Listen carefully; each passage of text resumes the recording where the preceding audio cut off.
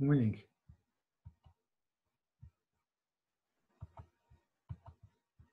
Good morning, Yosala. Good morning. How you doing? Okay. Okay, we were in. I was in another meeting number with Akiva and Mati, and I wonder what we got bumped out. Oh, that was my fault because I couldn't find. I couldn't find the meeting. And here comes Mati. Okay, I'll have to ask Akiva what happened because I couldn't find the meeting. I just copied it from yesterday. We have to develop a better system. Yeah, maybe we'll have our meeting right now and we'll figure out how to do this. Yeah, we got to have a better system. Because I'm supposed to go in another meeting. I have to figure out.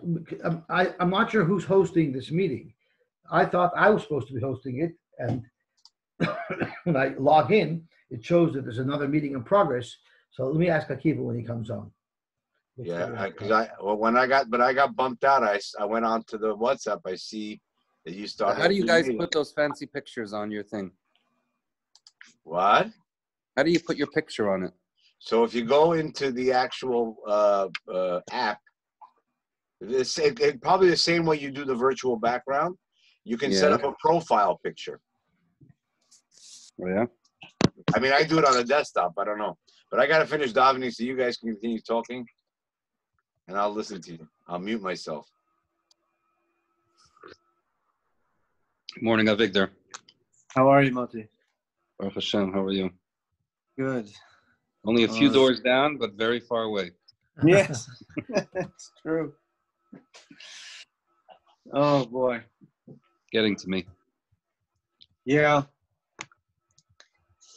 Yeah. Was there a meeting today on your block? Every day. Every day there's a meeting. I don't know. Oh, Is there? Was there today? Did you see I'm totally them? oblivious to it. I'm almost sure every day there's a minion.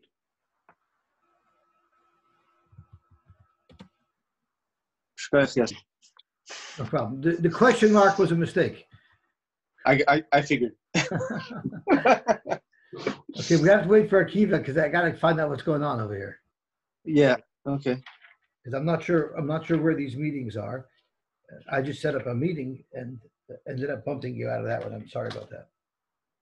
So my son is learning with his Rebbe that they're still having classes.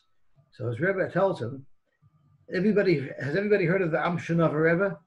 He has his own concept of time. Yes, he does Havdalah on Tuesday. Right. So someone says, what do you do if you find chametz on Pesach in your house?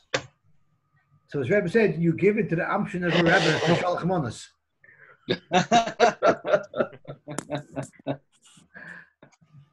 Akiva? Yeah. Okay, so I messed up a meeting that was happening. So when I logged in to the portal, it shows active meetings, but the active meetings that it showed were Rabbi Lowy Shir at 10:30 and Rabbi Risa Shir tonight. But it didn't show any active meetings. So I set up this new meeting, and when I tried to go in, it said that there was another meeting in progress. Right. So where was that other meeting? We were having Yeah. Yeah, but why wasn't it showing up on the portal? Usually it shows up on the portal with all the live meetings. Yeah, so I don't know. I think it's possible that after our shir today, when I ended the meeting, I may have not ended it enough in one more place because I thought I wrote end meeting. We didn't set up. I don't think. You see, when you set up a certain room, I'm trying to keep the same ID number. Right, for every single one. You set up a new meeting now, you set up a new ID number so that it's not really interfering with the other ones. I wanted to try to keep the same ID number. So we used, once you go to recurring, you can't use an existing ID number. It creates a new one. So really for our daf, we had to create a new one. And it's possible we didn't shut off this from this morning. Oh, well, once you shut it off from this morning, you can't go back into that same meeting again. You can, but it really creates a new meeting, if you will, unless the green light is on. But that's not visible on the portal. I have to look. Yeah. We had a meeting this morning. Every morning at 6 o'clock, Akiva gives a Tanya shir. Oh, okay. No, yes. Yeah. Well, I didn't know it was ongoing because I never got a message from the first one. So, sorry. So you always come knocking. This is a 24-hour tea room. There's always somebody going on. You look very upset, Dovi. I am very upset. So Akiva, for tomorrow, what should we do? Which meeting should I use? You already set up for this one. It's okay. I actually set this up as a recurring for today, tomorrow, That's and okay. Friday. It doesn't matter. So That's I'll fine. use this then. So We'll use it for now, and I'd like to Uh, try to keep it the same room if we can. I think you need to hire an administrative assistant to schedule everything for you guys. What? We have no budget for that. Okay, good morning, everybody. So today's shir is being sponsored by SHMIEL URMAN and his family. Time out, 1 second. The shear is not sponsored. That's not for sale. It's the broadcast only. The shear is at least 6 figures, not including the pennies. So today's broadcast is sponsored by SHMIEL URMAN and family in merit of a refuah shleima for those who are infected and to shield those, to protect those that are healthy, they should stay healthy, and those that are suffering should quickly have a refuah shleima. And by CHAIM ZVI LEBOVITZ and his family in the merit of keeping everybody safe and healthy, and to offer a special bracha to Reb Akiva Balter, the Rebbeinu Shalom ben Akiva and his family, bkol mikol. And by MEYER TENENBAUM Liluy nishmas, our dear Reb Hershel Tenenbaum, Reb Mordechai Tzvi, and Dov Dovid, whose Yartzeit, whose birthday and Yartzeit is today. And we should all, Mr. Tenenbaum and all of our members of the Agudah who moved on should be made Yosher for us all, that we should have a tzlacha and we should get out of this mess healthier and happier and stronger and better than before. Oh, man. Yosy Simon, can I have permission just to tell you a short story? Please. You want the recording on or off? It could be no. I'm speaking to the shir. When I ask him, I'm asking everybody for permission. When Reb BITSY came, Reb BITSY of Volozhin came to the Tsar to ask him for a favor. The Tsar told him that you Jews, you're a bunch of traitors, because I know that there are Jews that are davening that are praying for the success of the Kaiser in Germany, and he's my enemy, even though he's my relative. And there are Jews that are in Russia praying for me. So I know you guys are all one nation. However, if half of you are davening for my enemy and half of you are davening for me, I know that the whole thing is a bunch of baloney. So Reb BITSY told, Reb BITSY was Reb Chaim Volozhin's son. Reb BITSY told the Tsar that if you take a look at the tefillah that was composed by Chazal for the benefit of the rulers, you'll see that the way we end off that tefillah is we ask HaKadosh Baruch Hu, we refer to HaKadosh Baruch Hu as the one who makes ships successful at sea. So he tells the Tsar, why is it that Chazal use such a peculiar type of a lashon? Why would they sign off that the one who makes ships successful at sea, he's the one who should make the Tsar successful, or whichever king we're talking about successful? So the Tsar was waiting for an explanation. So Reb BITSY said that a ship to be successful at sea, in those days at least, needed a wind that would propel them to their destination. So a ship that needed to go to Germany needed a westerly wind, or a ship that needed to go from Germany to Russia needed an easterly wind. Now, how could all these ships be going at the same time if they all need winds in different directions? So Reb BITSY said, even though it seems contrary to our ability to understand how it works, Reb BITSY said Hashem is able to make all of these ships successful. So that's the reason why we refer to Hashem. That's the reason why we refer to Hashem, who makes ships successful at sea. He's the one who should make He's the one who should make the Tsar successful, even though at the same time he's going to make the Kaiser successful. Right? So that's the reason why we actually put them together. So the reason why I'm saying this right now, the pertinence of it right now, is because you didn't end off my sponsorship bracha entirely. So please help me finish it properly. So I'm going to help you finish. So then I'll help you finish. Put the jewel on the crown. Okay, no, because yesterday you didn't, but now I did. Now you didn't either. So I said that. How could I wish Akiva success if the way Akiva has success is when everybody else has headaches? So I ended off and I said, this is what I'm going to leave to the Holy One. Uh-huh. Just a point of order here. There's no body of water between Russia and Germany. Let's talk about a plane. Black Sea.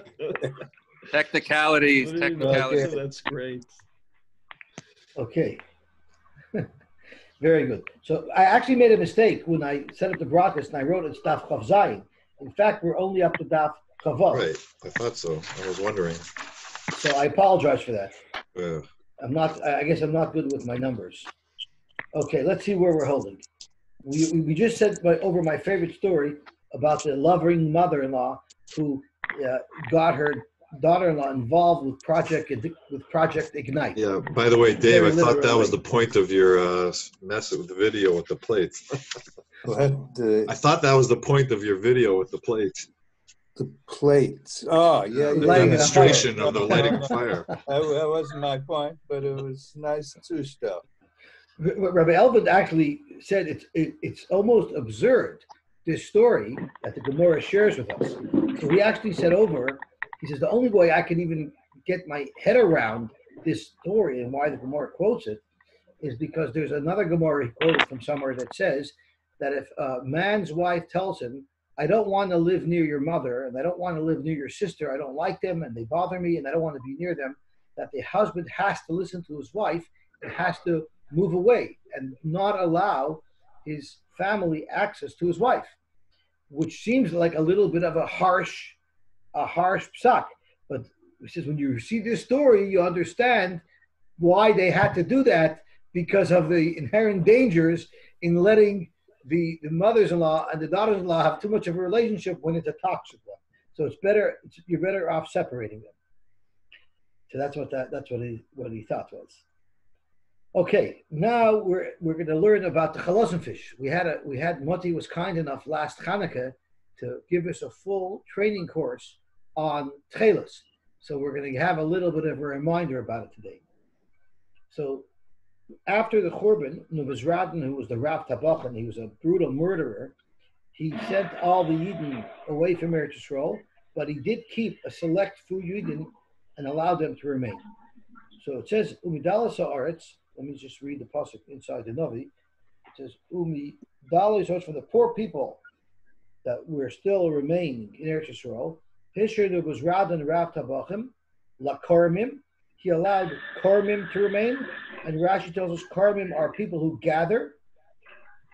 Ulayogvim, and people, Rashi says it's a lotion of Yekev, this Gimel and Kuf is interchangeable, and it means they're pressers. So like you squeeze a grape to get a wine out of it, or like you squeeze an olive to get oil out of it. These were people who would catch the chalazon fish, which is the fish from which they made chelas, and they would squeeze them and crush them to extract their blood, which is what was used as the dye, as one of the ingredients to the dye that made chelas. Talking about karmim, what are karmim? They were the people that gathered a parsimony, which we said is the balsam, Engedi vad Ramsa. They gathered a parsimony from Engedi until Ramsa, and the king let them stay. These were the people who would capture the chalazon. Sorry, Yosy. I'm just going to ask. I was waiting for Akiva to do it, but if everyone can put themselves on mute. Not I'm hearing a lot of background noise, or whoever's not on mute. Yeah. Okay. Thanks. I don't think they're realizing it, so I gave opportunity for them to try to realize it on their own. Okay.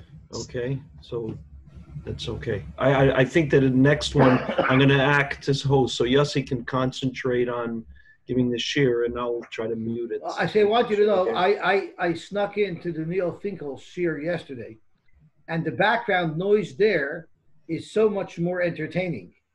They have, because most of the people in the shir are older and they're totally oblivious to electronics. So what gets, and this time I'm using the word with intent, what gets exposed of what's going on in their houses, both the sights and the sounds, are truly remarkable.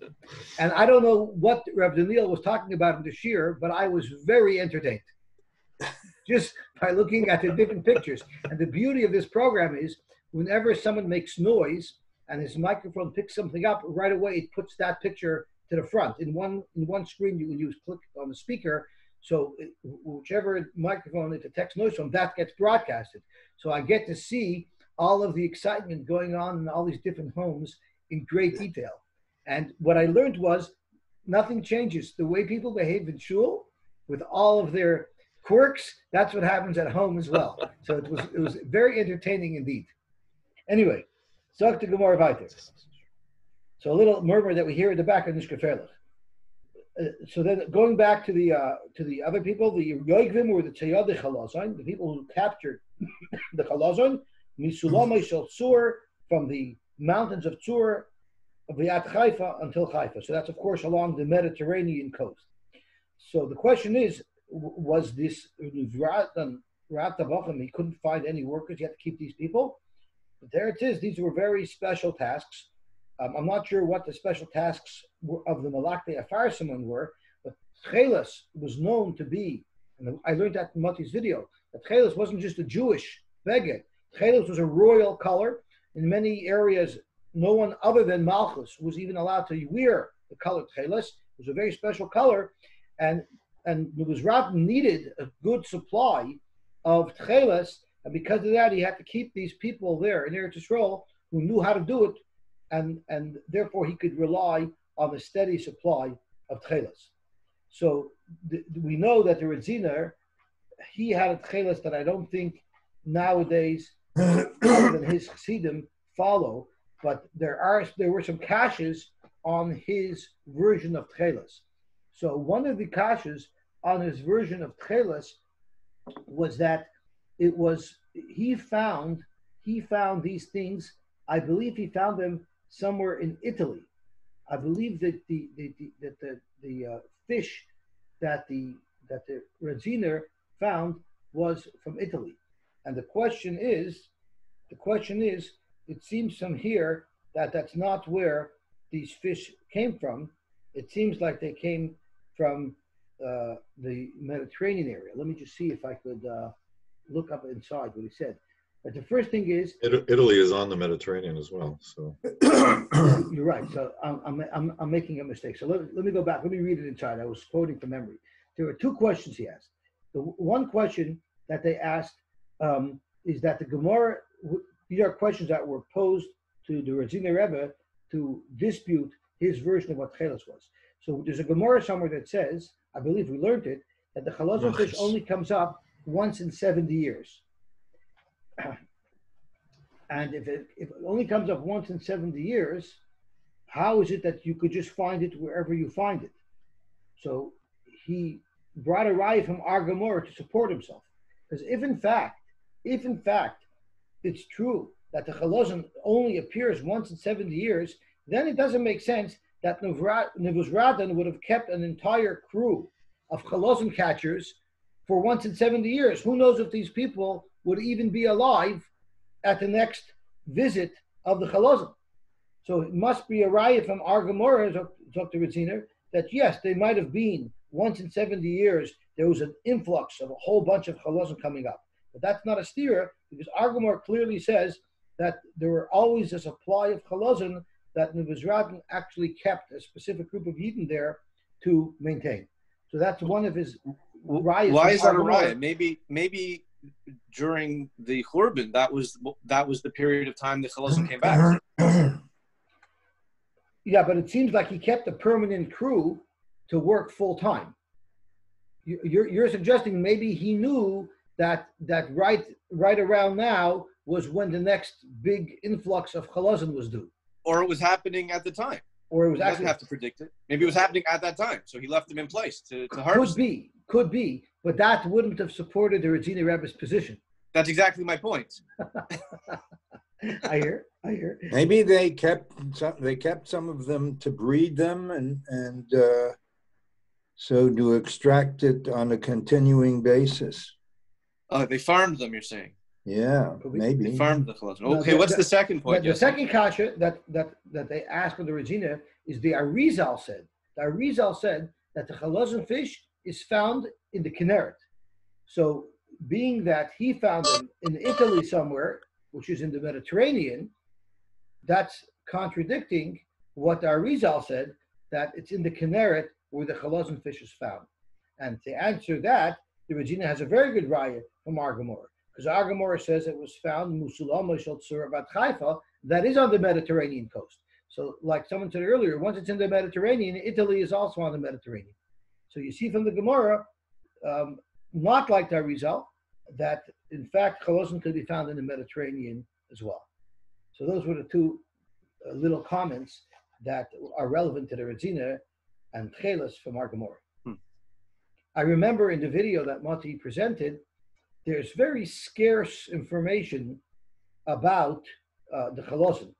And I remember when I watched the video, it made an impression on me that they were trying to extract as much information as possible from the limited hints that the Gemara gave. And a lot of times it seemed like they were building Horim Atuluyim B'Sa'ira. They were building big binyanim out of the little hints that the Gemara gave them to prove their point. And sometimes I maybe it's not right what I'm saying, but sometimes I thought that the raya was more because I'm trying to prove my point than is really obvious from the Gemara itself, which I think of Victor was Meyer as well. He brought this Gemara down. Yes, yeah, he does quote this Gemara. But when you look at the Gemara is not really so explicit about anything, but we're trying to twist and massage to prove a point of view from a Remember Gemara. Halberstam brought this Gemara. It also seems fair. I mean, if it's Halberstam was very partisan in the Right. in pro trails, yeah. I mean, if the Kinneret is freshwater, the Mediterranean is saltwater, it's pretty unusual to have a fish that is found in both saltwater and freshwater. I hear. Well, you have pickled herring and you have schmaltz herring. Yes, but herring is a saltwater fish, so Uh-huh. it's okay. Okay, The other so- problem is that they're not going to be able to go from one body of water to the other. Yeah, not from the Meaning they're not Kinneret gonna to the Mediterranean. That's quite the trek. Yeah. So it definitely would be two different Species. streams or species of fish. Yeah. Yeah, they would have to Good morning, portage Shmuel. themselves on the cars. Okay. Zok the Hele Gemara weiter. Every time Shmuel comes on, I remember his pasuk. Samachti v'ayimrim beis Hashem nelech. Just thinking of going to shul, just thinking of participating in another kiddush, in another davening, in another cheering as Moshe Adler gets his analiyah, kiddush. Just the thought of that. The samachti v'ayimrim li. When I just think about it, I get into a good mood. Good. Go ahead, Shmuel. Taner Rabban. Ein madlikin b'tevel tomei b'choil.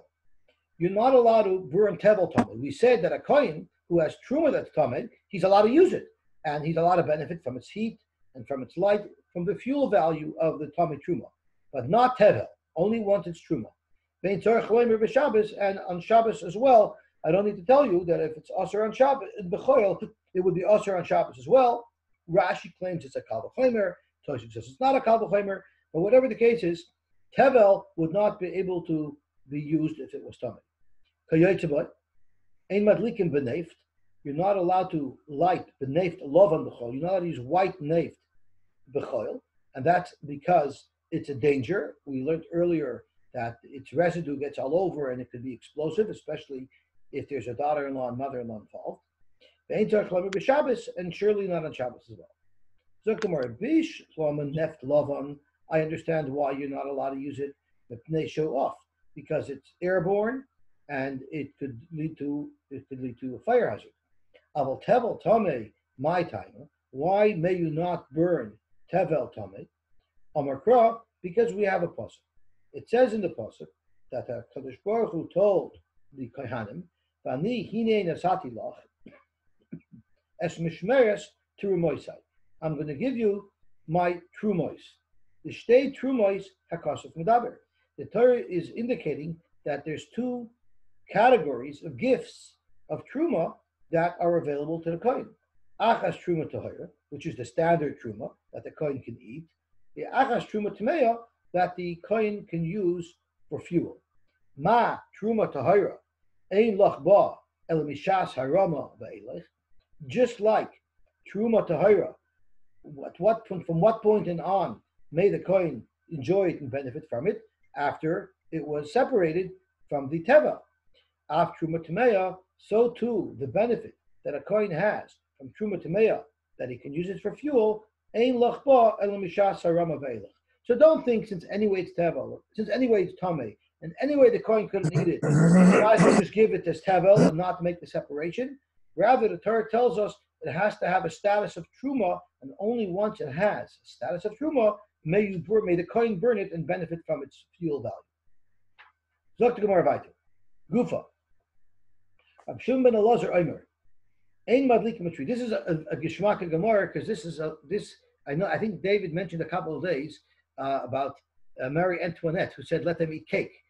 And sometimes we feel that there's very stringent halachas being imposed on us that it's difficult for us to fulfill. So somebody has to take a strong stand against those halachas that are too difficult for us. So we're going to learn about what it means to take a stand, literally. Gufa. Reb Shimon ben Elazar Omer. Ein madlikim b'tree. You're not allowed to use tree to light. V'chein hoyer, and we're talking about Neir Shabbos. V'chein hoyer Reb Shimon ben Elazar Omer. Tree einoi ela sraf me'atekta. Reb Shimon ben Elazar tells us another piece of information, another factoid, that tree is sap from a ktaf tree. Rashi has two pshatim. In one pshat, he says that explains why it's so flammable, but in the second pshat, he says it's just an independent factoid. Okay, Rabbi Shmuel Omer, kol hayotzim min ha'etz ein madlikim bo. Anything that's a derivative of a tree, you cannot use. You can use the derivative of a fruit, but not the derivative of a tree, such as sap, like tree. So that would be another reason why you cannot use tree. Rabbi Shmuel ben Broika Omer, ein madlikin ela b'yotzim min ha'pri. You're only allowed to use as a fuel for Ner Shabbos something that comes out of a pri. So what is the difference between the mandam who says you're not allowed to take something that's yotzim in the eitz, and the mandam who says you can only take that's yotzim from a pri? So Rashi does it very simply. Shem and dogim, itron, and itron, other things that don't come from a tree, but also don't come from a fruit.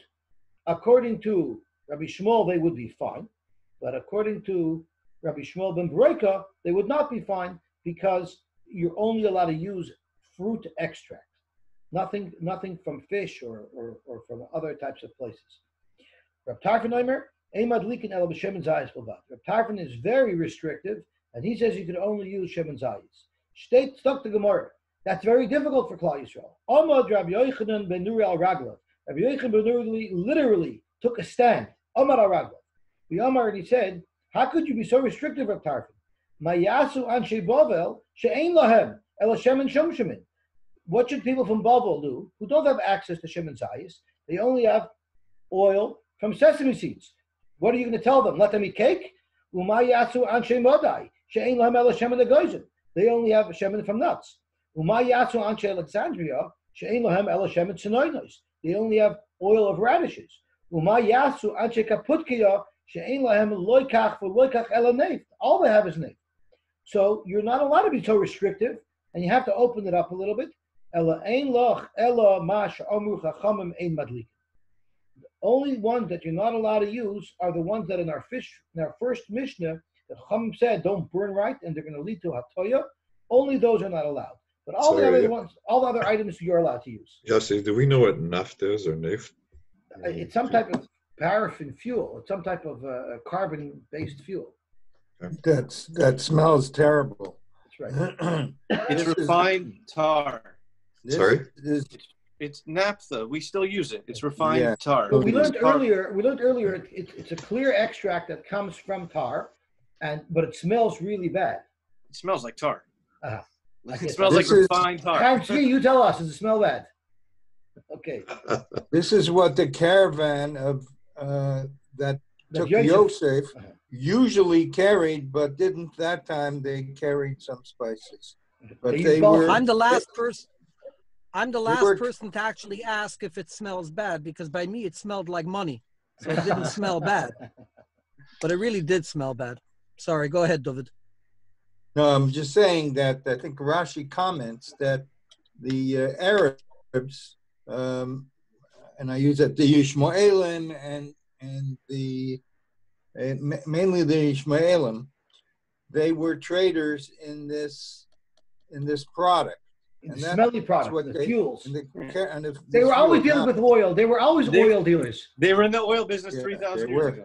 Right. And then they went to flying carpets. And they were always traders. So Rabbi Elvid asked a good child. What happens when Rabbi Yochanan had to stand up? He took a stand. Omar al Raglav. Why couldn't he just send a letter to Reb Tarfon and say this is not good? So he says Rabbi Yochanan was complaining that you're saying you can only use Shem and Zayis. That's a gzera she'ein roiv hatzibur yochol lamoid ba.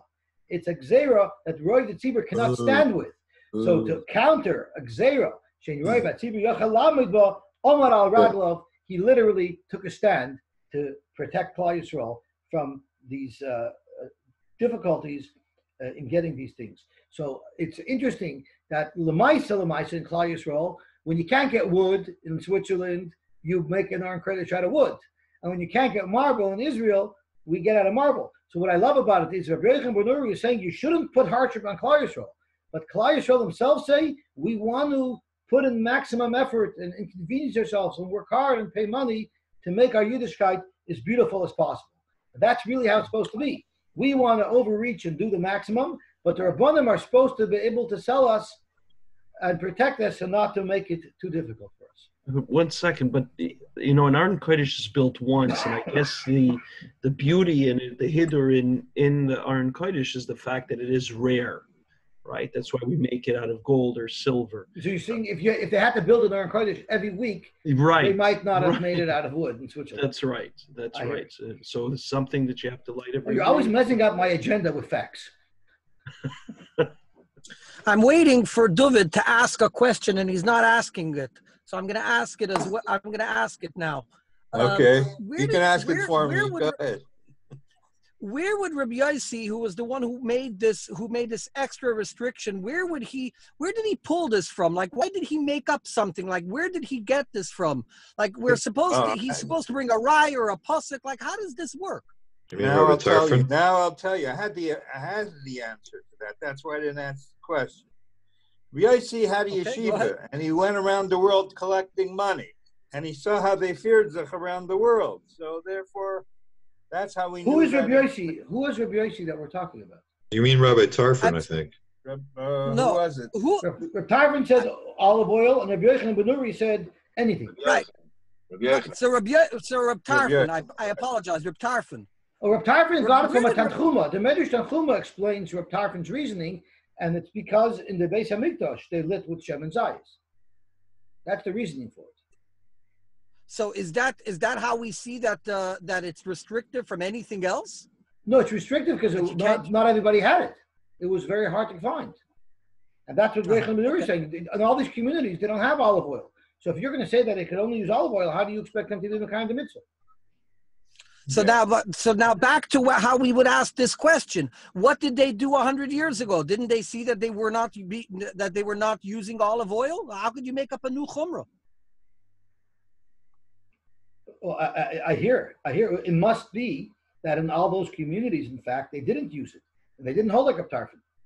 And maybe Reb Tarfon was paskening for his community, and Reb Yochanan ben Nuri says you shouldn't even make such a psak at all, because you might cause people in other communities to take upon themselves hardship to get the oil.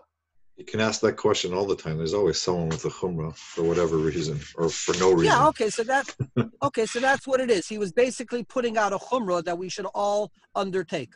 Okay.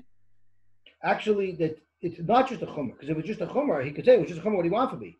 If Reb Yochanan wouldn't have protested.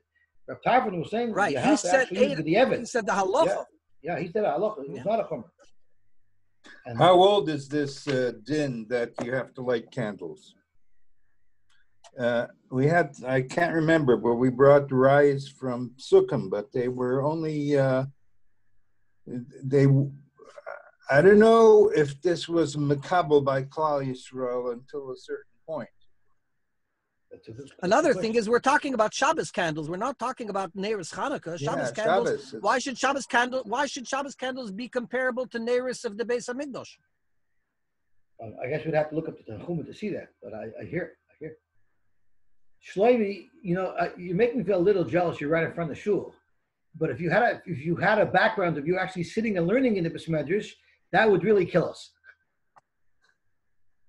But it's good. It's good. We feel good seeing our shul in the background.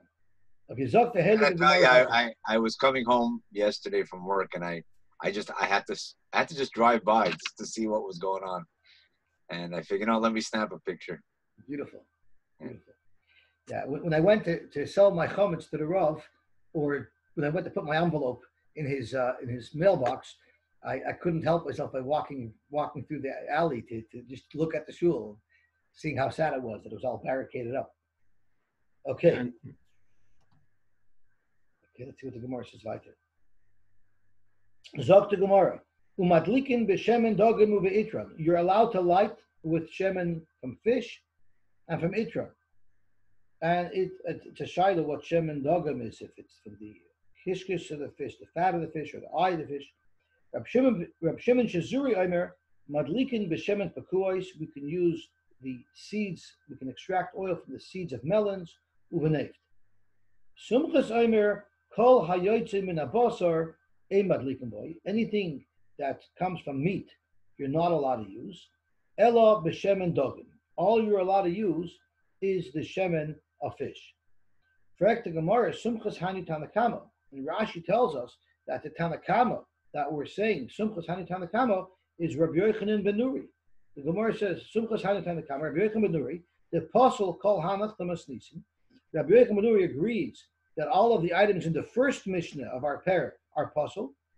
V'chelev imni behadayu, and chelev is one of the items in the list in our Mishnah, the first Mishnah of a parak, that says you're not allowed to use it. Why? Do yotzim in abosar? Yet va'achshir b'shemen dogim. Yet shemen dogim, Rabbi Yochanan ben Nuri said is allowed, and sumchas says is allowed. So the problem is sumchas and Rabbi Yochanan ben Nuri seem to be saying the same thing. Zok the Gemara, Ike benayu the Rav Bruna Amarav v'lei Misaymi.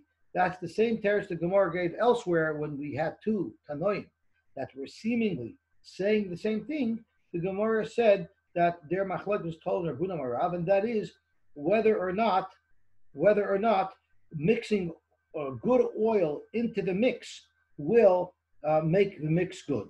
Now, there's different variations of how that could translate to our machlekes over here, because we have chelev of an animal and we have shemen of a fish.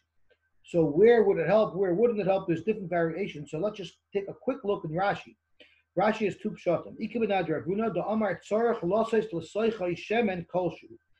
Reb Bruna says you could only use shemen of fish or chelev mehutach, dissolved fat. You could only use it if you actually mix in some good oil. So that could be the machlokes. They're arguing whether or not you have to put good oil into it.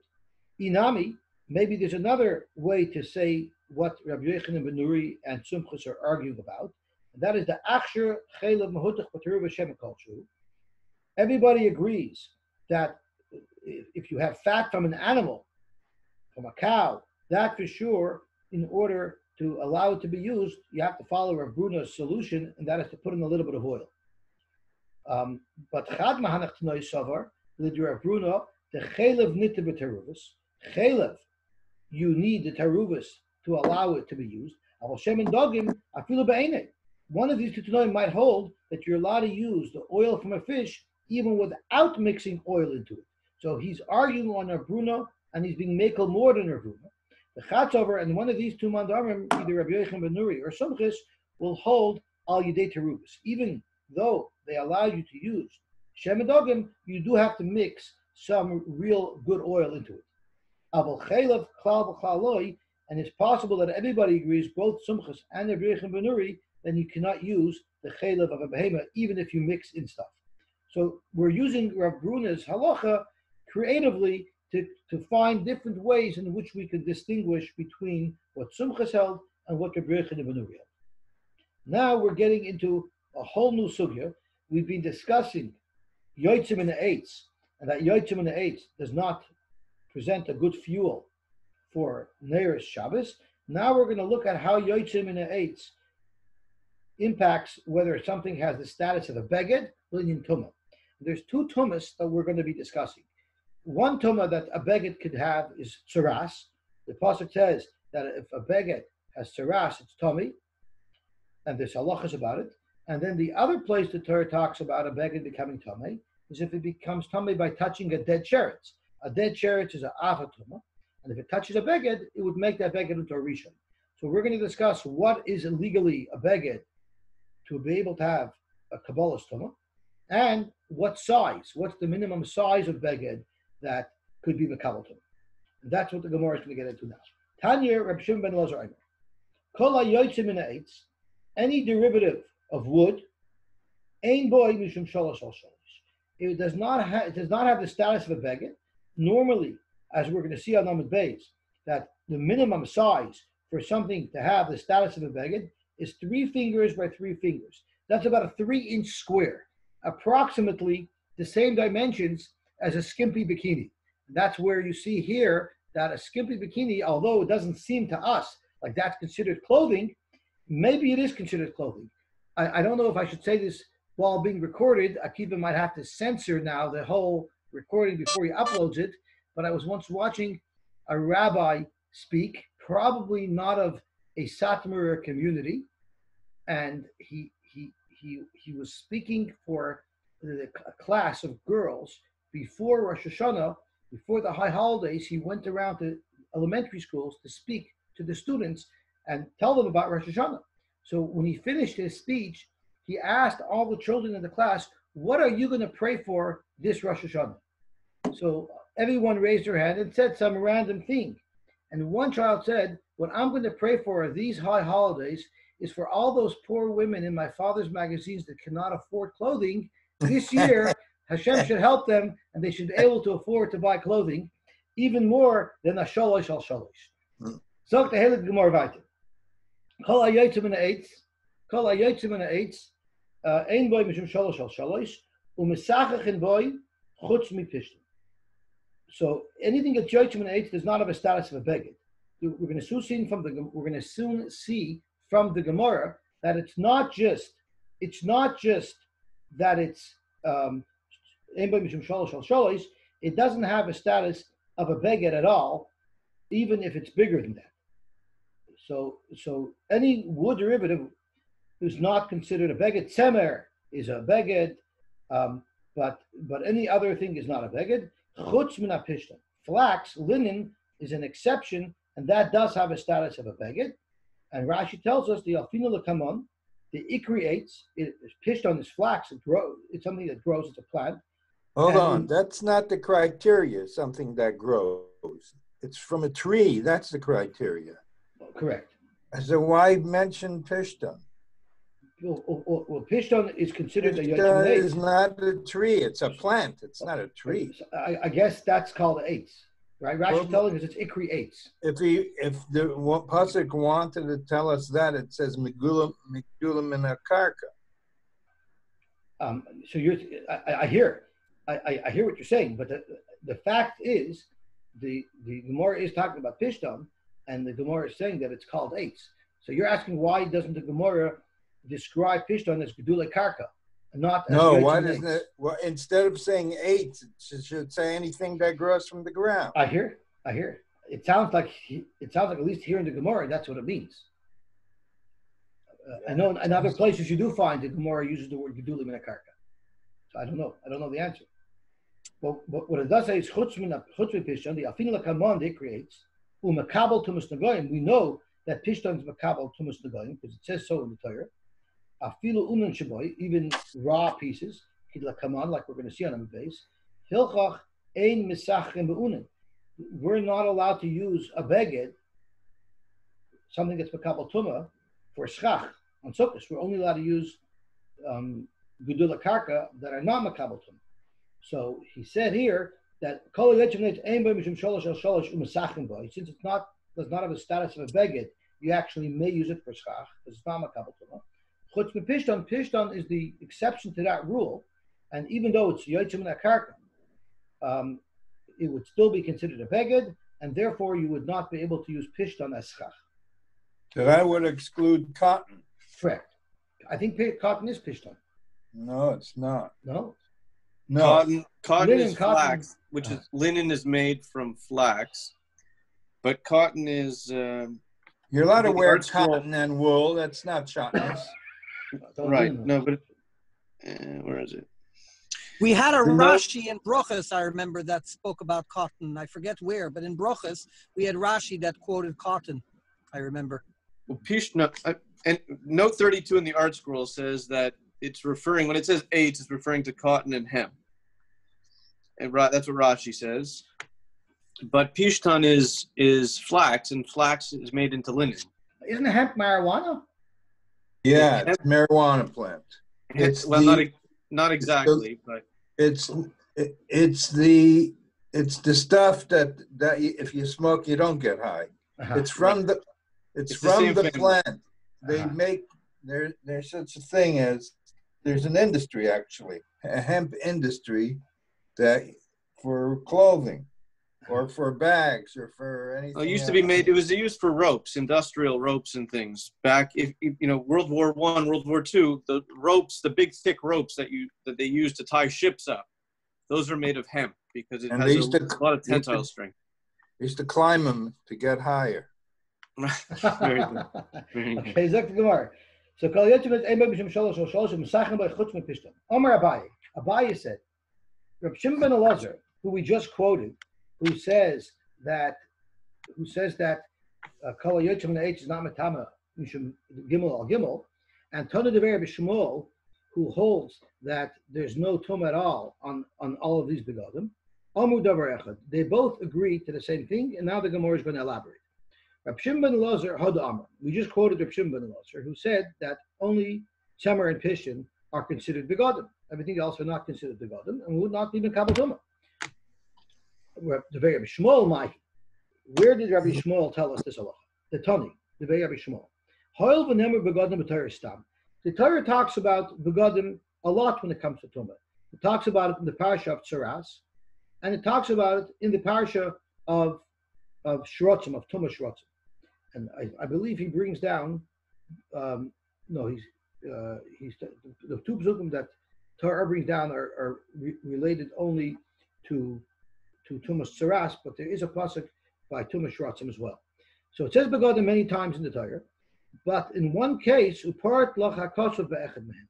When the Torah talks about Tzaras, the Torah does give more detail about what it means when it says the word beged, and it says Tzemer Pishtan. So let's look at the pasuk. It says, "Va'beged kiyeh voy neged Tzaras." Again, beged is a general rule. Beveged Tzemer or beveged Pishtan. So you see here, the Torah says that when I say beged, I don't mean anything it's made out of. I mean only if it's made either out of Tzemer wool or out of Pishtim, out of flax. So since the Torah in one place, when it discusses the generic word beged, it identifies it with a klalu prat as Tzemer Pishtim, we'll learn a binyanav to every other place the Torah refers to a beged, and we'll say Mala alon Tzemer Pishtim, just like in Tzaras, in the Parsha of Tzaras, when the Torah said beged, it meant a beged of Tzemer and Pishtim. Af kol Tzemer Pishtim. So too, any time the Torah mentions a beged, like Abi Tumah, which means both in the Parsha of Mitzorah as well as in the Parsha of Tumah Shrotzim, it's referring to a beged only of Tzemer Pishtim. Rav Amar, so that's Abaye. So Abaye holds they both agree in full that the only type of tumah that a beged can ever get will be if it's a beged of tzemer or a beged of pishtim. No other product can become tameh, no matter what size it is. That's Abaye sheet. Rav Amar, maybe not. Rav wants to say shloisha al shloisha b'shar begadim ikebenayu. It's possible to say that when does everybody unanimously agree that there is no tumah on a beged that's not made out of tzemer and pishtim? That's if it's a smaller swath of material that doesn't have much value. But if you have a big piece of material that's 3 tvachim by 3 tvachim, so it's almost 10 inches by 10 inches, that's a big chunk, that's a big swath of beged, there actually is a machlokes, and one of these two tanoim would hold that is a beged and it will be mekabel tumah. The Reb Shimon ben Elazar Islet. Reb Shimon ben Elazar would hold that, in fact, it could become Tamei. And the Tana, the very Shmuel, Leslie. And according to the Tana, the very Shmuel, it would not have any Tumah at all. And the Gemara is going to explain where all this comes from. So basically, what we have now is a machlokes Rava and Abaye. According to Abaye, everybody holds that the only type of beged that could become Tamei is a beged made out of tzemer and pishtim. And according to Rabbi Shmuel, in fact, it's possible to have Tumah on other begodim if they're much larger. So let's look at what they agree to. Everybody agrees a smaller beged, a beged that's smaller than 3 tvachim by 3 tvachim. Everybody agrees there that you can only have Tumah on tzemer and pishtim. So let's see, that's something that everybody agrees on. Let's see if we could find a makar for that. The kula alma miyas, shalosh al shalosh, b'tzemer pishtim, mitama ben negoy minol. Everybody does agree that if it's made out of tzemer and pishtim, and it's at least 3 fingers by 3 fingers, so approximately 2.5 inches square, that's a beged that would be mekabel tumah. Minolam, where did you get that from? The Tanya. It says beged. It says that a beged could become tummy. Beged kiyeh by negatiras. It says beged. Ainly ela beged. I would assume that a beged means a full clothing, a jacket, a shirt. Doesn't mean a small piece of material. It means a full beged. Sholosh al sholosh minayin. How do you know that a small little piece of material that's only 3 by 3, which theoretically could only be used as a patch for a poor person, because only a poor person would use such a small patch? How do you know that also qualifies and has a status of beged? Minayin. Tamadover v'ha beged. So again, looking back in the pasuk, it doesn't say beged kiyeh boy negatzuras. It says v'ha beged. The v'ha is very extra, and from there we learn that not only is a full shirt, full jacket, a full garment, the kabel tumah, even a small piece that's the size of a 3 by 3, about 2.5 inches square. Sorry, Yossi, the lashon of viha is more specific. So I think if you just say beged, then include other things, but viha sounds to me it's like very. So you're saying viha sounds more like it's a miyut rather than like a ribui. Right. I hear what you're asking, but the Gemara seems to say that the viha is actually being marba. Okay. Let's see what it Yeah, ha is usually, he's right. Ha is a, hey is a hey. It's a hey idea. But there's a vav and there's a hey. I think the Art Scroll actually mentions specifically what it is. It's the vav, the vav and the hey. Note 14, but it doesn't say why. Mm-hmm. Oh, just the extra letter vav and hey indicate that even a smaller size garment, but it does not give the reason. So the Gemara wants to say from veha beged is coming to add more than just a full article of clothing. It also means a small piece. In fact, the Gemara, who said that's what you learn from veha beged? That's a very aggressive stance. Maybe veha beged ve'emel rabbi shloisha al shloisha.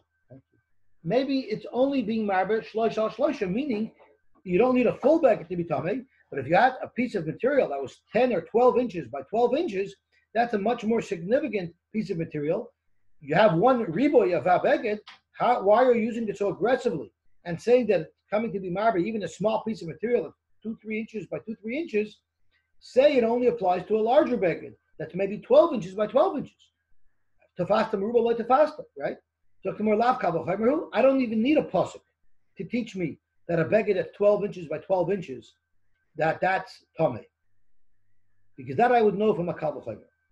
Hashto shesi ve'erev metame. If you look at the pasuk that's talking about tzaras, it says zois toyas nega tzaras beged atzemer oya pishtim oya shesi oya erev.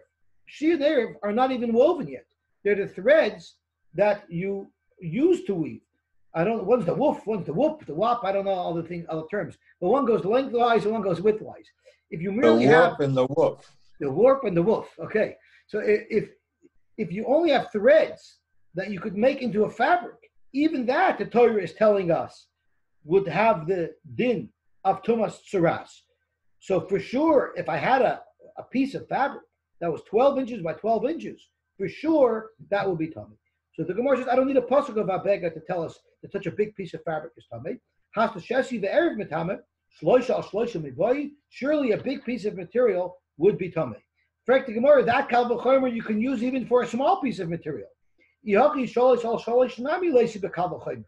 madich, 2 little threads, are going to be tamei. Surely a woven piece of fabric that's a 3-inch square, surely that should be tamei.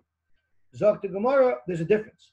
Al shloisha, a large piece of material that's 12 inches square roughly, the chazi bein lashir and bein laniyim, even a wealthy person would consider that fabric significant, and therefore it has a status of a beged with a kal v'chomer, also b'kal v'chomer.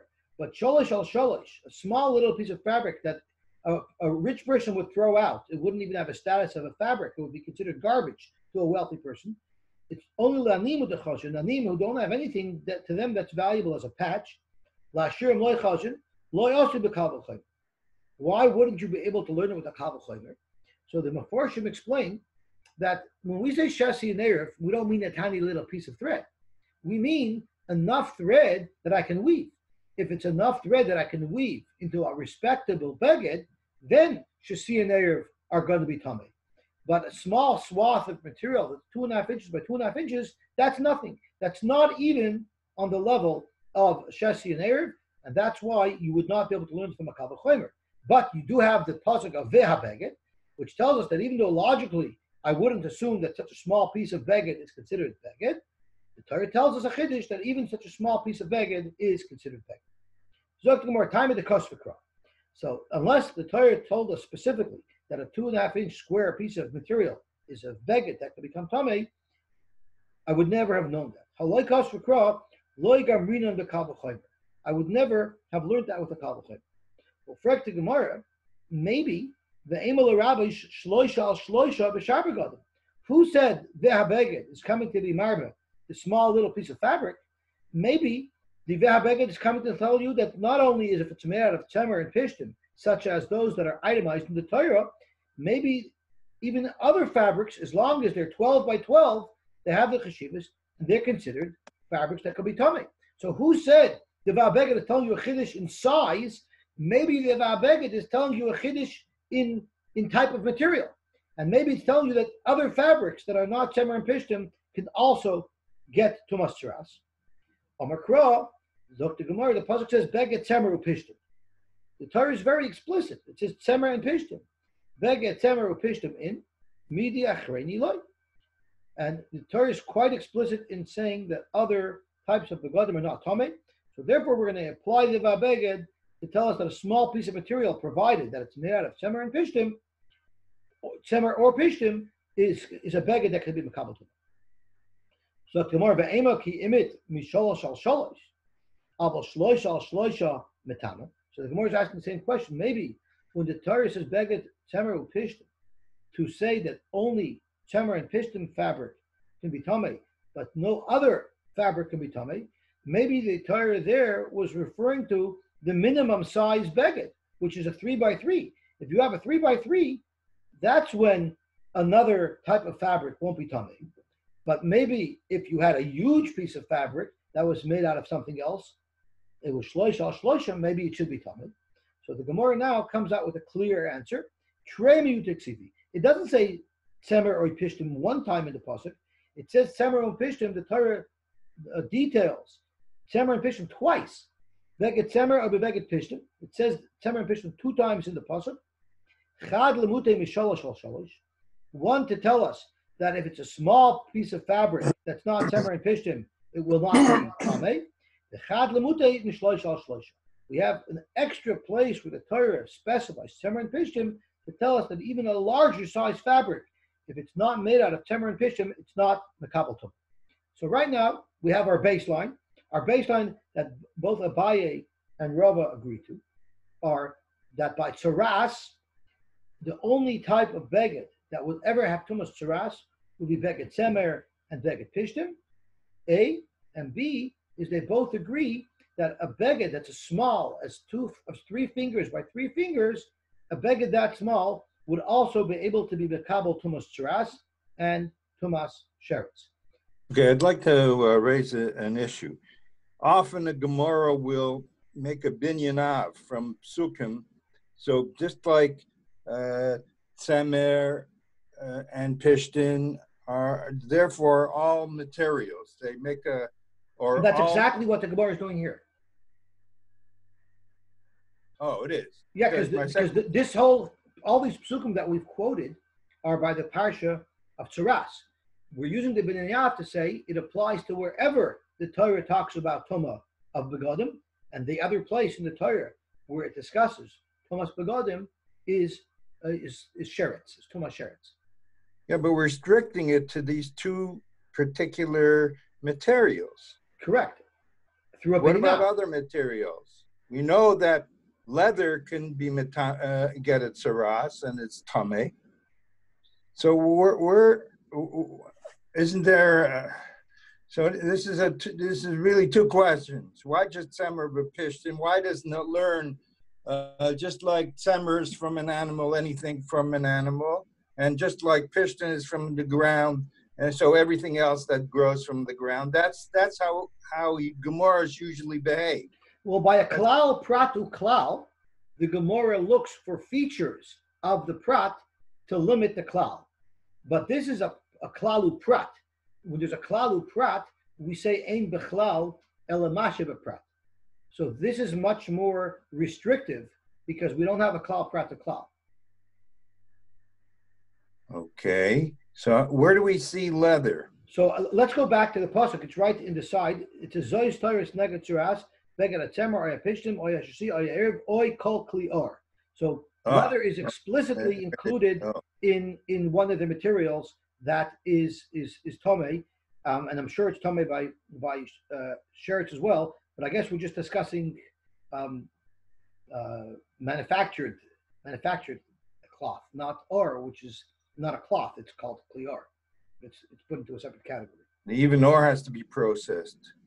Yes, but it doesn't have to be fabricated. It has to be refined. Like you're not weeding ore. But to build on Dave's kasha and following the reading material of the father in Yossi's story, that when Yosef, when Ashes Potiphar held on to Yosef's beged, am I to presume that beged was also either tzemer or pishtan? It means any time the Torah uses the word beged, it's to say that it's beged and pishtan. That's not how I understood it. I understood this binyan av as a halachic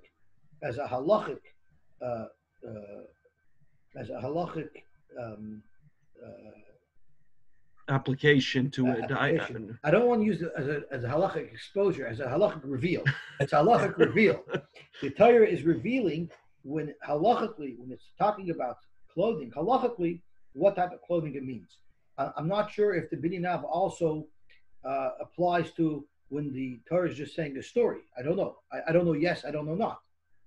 We know for sure halachically it does apply.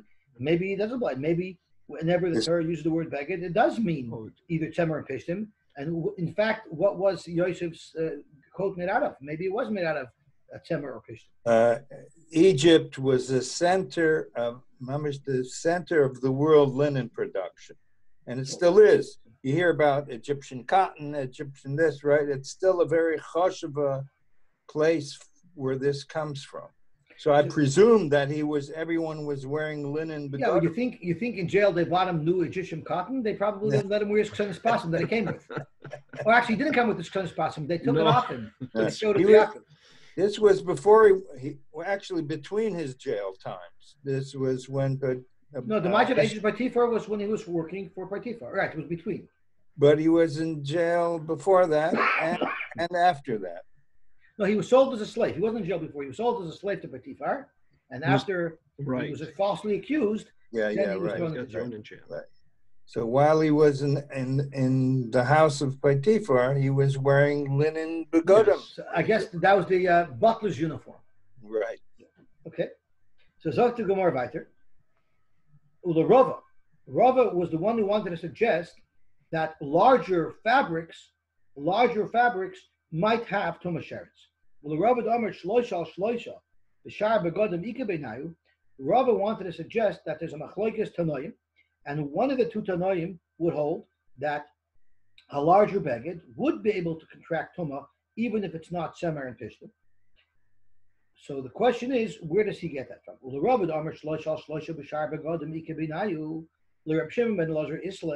that Reb Shimon ben Lazar holds that a larger beged If it's more than 12 by 12, it would have Tumah. But Latana Devei Rabbi Shmuel, Leslie, but the Tana Rabbi Shmuel held that nowhere can any beged other than Tzemer and Pishtim be Makabel Tumah. So the question is, Shloisha b'shar begodim, minole. Where in the world would Rabbi Shimon ben Elazar get this chiddush from that other fabrics can also become tummy if they're large? Zok the Gemara, me'oy beged. The pasuk says, "V'choil asher yipol alav mehem." Let me put the camera over it. V'choil asher yipol alav mehem b'moisam. So if you have a dead sheretz that falls on something, yitma will be tummy. What will be tummy?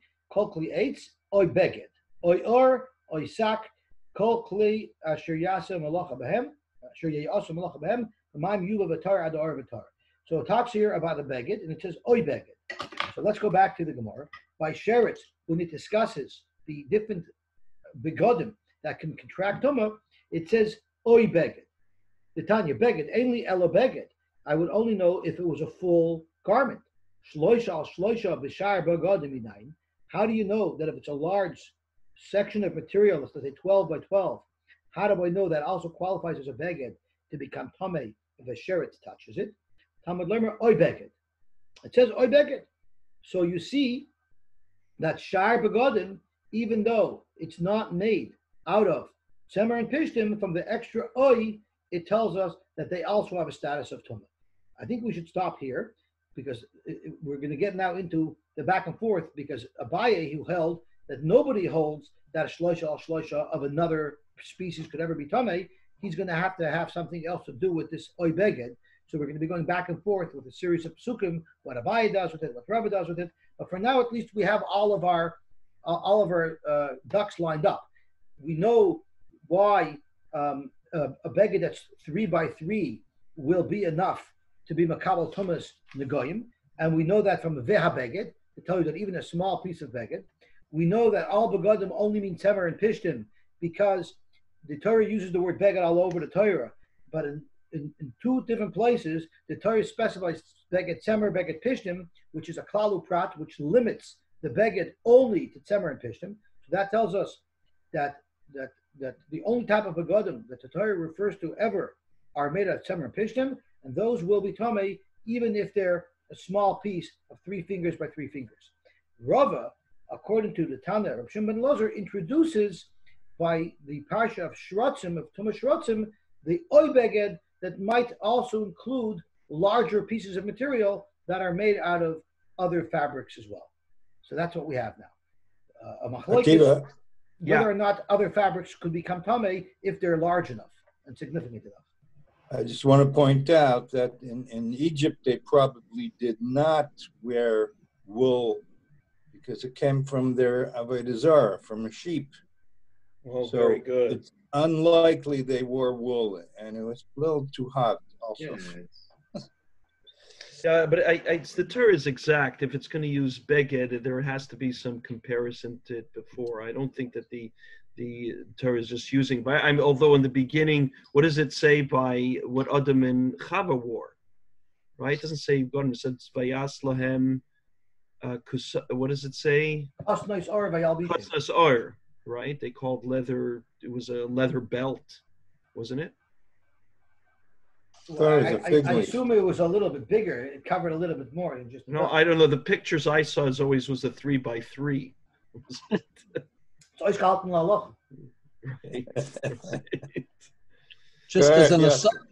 Just as an aside for Dovid's question on my story, the water that's between Germany and Russia doesn't exist, but there is a waterway called the Baltic Sea, and that is the waterway that's used for bringing merchandise from Germany to Russia to Germany, and that sort of thing. Okay, and there the wind blows, and there the wind can blow in both directions simultaneously. Akiva, you look like the Terminator coming into a scene. I know. And I don't know what's behind you. Where are you?